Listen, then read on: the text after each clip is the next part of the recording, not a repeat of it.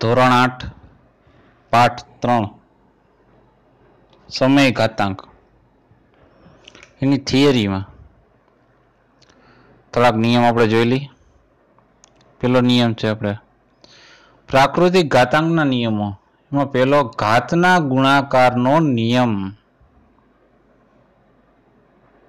અગાઉના ધોરણમાં આપણે શીખી ગયા મુજબ સમાન આધારવાળા બે ઘાતોનો ગુણાકાર કરતી વખતે તેના આધાર પર ઘાતાંકનો સરવાળો કરવામાં આવે છે. જોઈએ ઘાતનો ગુણાકાર આ રીતના આધાર સરખો, બરોબર. હવે 2 ની 2 ઘાત એટલે 2 વાર ગુણાકાર થયો. આ 2 ની 3 છે એટલે 2 ની 3 વાર ગુણાકાર. એટલે 2 ની ઘાતનો સરવાળો છે 2 વત્તા 3 એટલે 2 ની 5 ઘાત થઈ પરિણામ સ્વરૂપે. એ જ રીતના -8 છે આધાર છે એની 3 ઘાત છે ગુણ્યા -8 ની 4 ઘાત, તો એનો સરવાળો થશે -8 ની 3 વત્તા 4 એટલે કેટલી થાય -8 ની 7. આ વચ્ચે છે તો પુનરાવર્તિત સ્વરૂપે લખીને બતાવ્યું છે. એ જ રીતના x ની 2 ગુણ્યા x ની 4 એટલે x ની 2 વત્તા 4 એટલે x ની 6 ઘાત. 1/2 ની 2 ઘાત ગુણકમાં 1/2 ની 5 ઘાત. 2 વત્તા 5 એટલે 7 ઘાત થઈ. એ જ રીતના આધાર સરખો ગુણાકારની નિશાની તો ઘાતનો સરવાળો એવો નિયમ છે. આમ a ની m ગુણ્યા a ની n બરાબર a ની m વત્તા n, જ્યાં a છે એ r છે અને mn છે એ n માં સમાયેલા બધા ગણો હોવા જોઈએ, કારણ કે પ્રાકૃતિક હોવા જોઈએ, અને એ છે એ રિયલ વાસ્તવિક હોવા જોઈએ એવો નિયમ છે. આગળ જોઈએ બીજો નિયમ ઘાતના ભાગાકારનો નિયમ. સમાન આધારવાળા બે ઘાતોનો ભાગાકાર કરતી વખતે તે જ આધાર પર ઘાતાંકની બાદબાકી થાય છે. ઓલામાં સરવાળો થતો, ભાગાકારમાં બાદબાકી થશે. -3 ની 6 ઘાત ભાગાકારની નિશાની -3 ની 4 ઘાત, તો આ છેદમાં ગયું, બરોબર. આ રીતના 6 માંથી 4 બાદ કરી નાખીએ, 6 માંથી 4 બાદ કરીએ એટલે વધે કેટલી 2 આવ્યું. -3 ની કેટલી ઘાત વધી 2.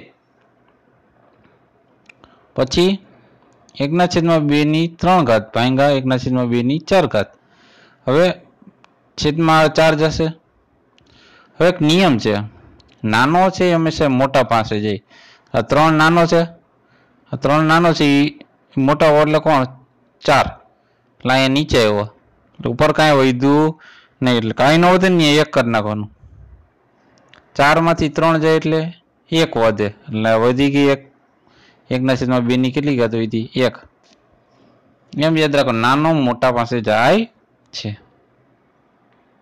રેડી.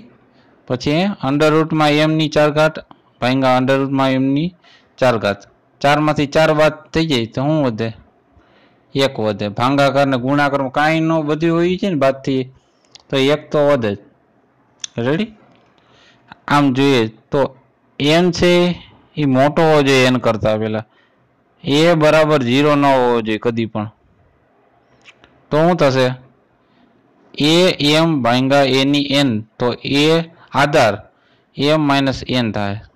જો આ કેને લાગુ પડે છે પેલું વાક્ય, એ પેલાને લાગુ પડે છે, પેલું ઉદાહરણ. બીજું જો બીજું છે બીજાને લાગુ પડશે. જો ત્યાં n મોટો થઈ ગયો, n એટલે સેકન્ડ છે, સેકન્ડ નંબર મોટો થઈ ગયો. એ તો 0 હોવો જ ન જોઈએ, આધાર કોઈ દી 0 જ ના હોય. તો શું થયું નાના મોટા પાસે ગયો ઉપર કાંઈ નતું, 1 હોય તો જો જવાબમાં એવી રીતના. આ બીજી છે આપણે સૂત્ર, અહીંયા ઉદાહરણનું બીજું છે આ. રેડી. પછી ત્રીજું a બરાબર નથી 0, જ્યાં a ની m ઘાત ભાગ્યા a ની n. a બરાબર m - n બરાબર a ની 0 લાવી રહ્યું. અંડર રૂટ m ની કેટલી થઈ જશે 0 ઘાત થી. 0 એટલે ઘાત 0 એટલે અહીંયા આધાર કેન્સલ લેવું, વધે શું 1. કોઈ પણ a બરાબર 0 માટે a0 બરાબર 1 થાય છે, એટલે કઈ ઘાત ના લાગુ પડતી હોય, ઘાત 0 છે એટલે જવાબ 1 મળે છે એમ કહેવા માંગે છે. આગળ જોઈએ આપણે ત્રીજું, ઘાતની ઘાતનો નિયમ. ઘાતની ઘાત કરવા માટે આધાર પરના ઘાતાંકનો ગુણાકાર કરવામાં આવે છે. ઘાતની ઘાત એટલે કઈ રીતના, જો ઉદાહરણ આપ્યું છે તમને, 2 ની 2 ઘાત તો છે જ, કાઉન્સ ઉપર પાછી 3 ઘાત, 2 ની 2 તો અંદર છે જ ઘાત, 3 એટલે 2 ગુણ્યા 3 ઘાતનો થશે ગુણાકાર, કારણ કે ઘાતની ઘાત છે. 2 ગુણ્યા 3 એટલે 2 ની 6 ઘાત.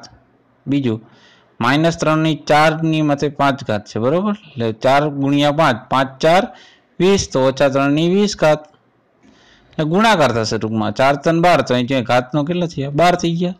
રેડી. ઘાતની ઘાતનો નિયમમાં ઘાતોનો ગુણાકાર થાય છે, જે કાઉન્સની ઉપર પાછી ઘાત આવેલી હોય છે. આગળ જોઈએ ચોથો, ગુણાકારની ઘાતનો નિયમ. હવે ગુણાકારની ઘાતનો નિયમમાં શું છે કે બે સંખ્યાનો ગુણાકાર કરવામાં આવે છે. ગુણાકાર છે એની ઉપર ઘાત એક કોમન ઘાત આપવામાં આવે છે. બંને સંખ્યાની ઘાતનો ગુણાકાર કોમન એક ઘાત આપી છે 5 ઘાત. તો કાઉન્સ ખુલે એટલે 3 ને 5 લાગુ પડશે ગુણાકારની નિશાની, અને 4 ને પણ 5 લાગુ પડે છે. જોયું, કાઉન્સ ખોલતા પોતપોતાની ઘાત આપી દેવામાં આવે છે. અહીં જો -3 ની બીજા -3 ની 4 થઈ જશે, ગુણાકારમાં 2 ની પણ 4 થઈ જશે કાઉન્સ ખોલતા છે. તાને કે ગુણાકારના ઘાતનો નિયમ. આગળ જોઈએ ભાગાકારની ઘાતનો નિયમ.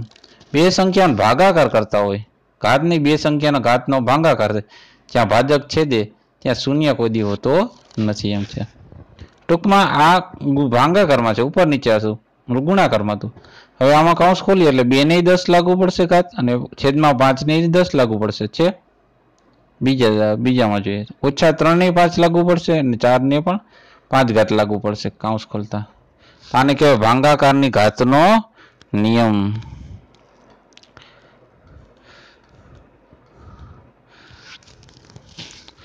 આ રીતના આપણે જોયું 5 નિયમ ઉપર લગભગ મોસ્ટ ઓફ દાખલા ચેપ્ટર 3 ના આવરી લેવામાં આવ્યો છે. તો આપણે આગળ જોશું પછી સ્ટેપ બાય સ્ટેપ દાખલા, આથી થિયરી. થેન્ક યુ, આભાર.